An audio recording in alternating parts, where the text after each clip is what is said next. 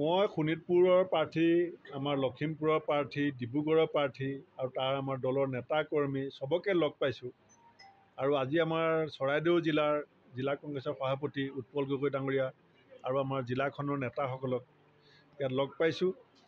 সোমাই আহোঁতেই তেখেতসকলৰ যিটো ভাৱ ভংগী, কথা বতৰা আৰু যিটো বডি লেংগুৱেজ, আমাৰ দলৰ যিসকল নেতা আপোনালোকে দেখিছে, তাৰ পৰাই মই আগৰ পৰাই নিশ্চিত হৈ আছোঁ। কিন্তু আজিও আহি পেলাই যিটো পৰিৱেশ দেখিছোঁ, মই অত্যন্ত সুখী।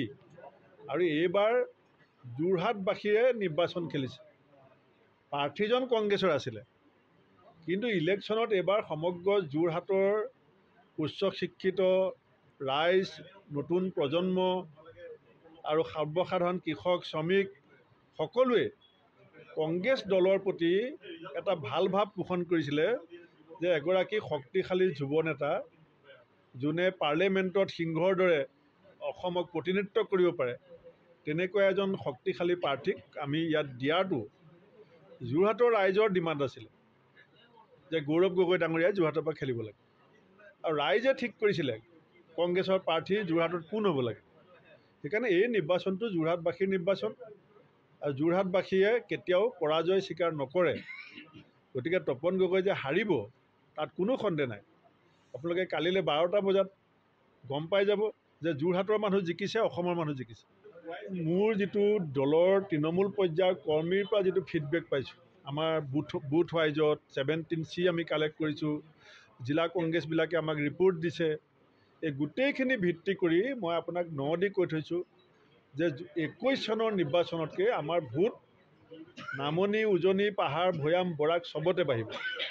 আৰু চিট আগতকৈ বহুত বাঢ়িব। মই চিটৰ সংখ্যাটো জানো, কিন্তু আমাৰ বেছিভাগ প্ৰাৰ্থী অত্যন্ত আশাবাদী আৰু উৎসাহিত হৈ আছে।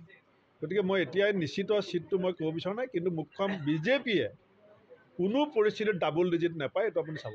চাওক, এক্সিট পোল কেতিয়াও একজেক্ট পোল নহয়। একজেক্ট পোল ওলাব কালিলৈ, আৰু কালিলৈকে কেইঘণ্টা বাকী আছে? আৰু খুব বেছি 20 ঘণ্টাৰ ভিতৰত একজেক্ট পোল ওলাব।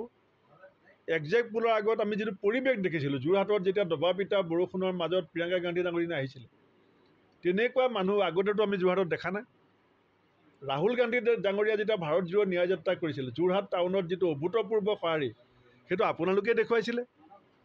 গতিকে সেই মানুহখিনি যোৰহাটৰ সচেতন, শিক্ষিত, সাংস্কৃতিবান মানুহৰ সংসদৰ মজিয়াত কেনেকুৱা MP যাব লাগে, এইটো যদি কোনোবাই নাজানে বুলি ভাবিছে, কোনোবাই যদি ভাবিছে যে মই ঢেৰ টকা খৰচ কৰিলোঁ, মই ঘৰে ঘৰে পইচা পঠিয়ালোঁ, গতিকে যোৰহাটৰ মানুহৰ ভোট কিনিব বুলি ভাবি পেলাই কোনোবাই যি হিচাপ কৰি আছে, এইটো ভুল হিচাপ হ'ব।